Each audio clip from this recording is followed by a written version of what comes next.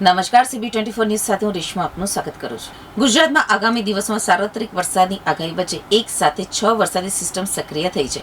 અરબી સમુદ્રમાં ભારે કરંટની સંભાવનાને પગલે માછીમારોને દરિયો ન ખેડવા ચેતવણી આપવામાં આવી છે. હવામાન વિભાગ દ્વારા ગુજરાત રાજ્યમાં આગામી દિવસોમાં સાર્વત્રિક વરસાદની ગંભીર આગાહી કરવામાં આવી છે. અરબી સમુદ્ર અને વાતાવરણમાં એક સાથે 6 જેટલી વરસાદી સિસ્ટમો સક્રિય થતા સમગ્ર રાજ્યમાં મેઘમહેર જામવાના પૂરેપૂરા એંધાણ છે.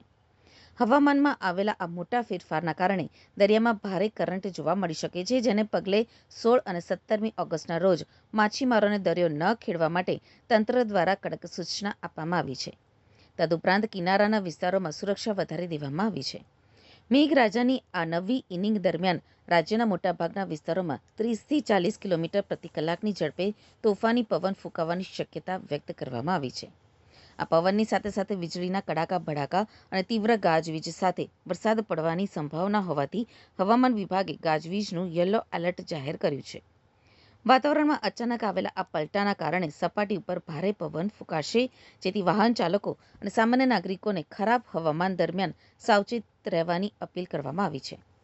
હવામાન વિભાગના બુલેટિન અનુસાર ખાસ કરીને ઉત્તર ગુજરાતના બનાસકાંઠા, મહેસાણા, પાટણ અને સાબરકાંઠા જિલ્લામાં ભારે વરસાદી ઝાપટાની સંભાવના સાથે યલો એલર્ટ અપાયું છે. તદુપરાંત અરવલ્લી, દાહોદ, છોટાઉદેપુર, નર્મદા, મહીસાગર અને ભરૂચ જિલ્લામાં પણ ગાજવીજ સાથે મધ્યમથી ભારે વરસાદ વરસવાની પૂરેપૂરી શક્યતાને પગલે યલો એલર્ટ જાહેર કરાયું છે. આ તમામ વિસ્તારોમાં નીચાણવાળા ભાગોમાં પાણી ભરાવાની શક્યતા હોવાથી સ્થાનિક વહીવટીતંત્રને એલર્ટ મોડ ઉપર મૂકી દેવામાં આવ્યું છે.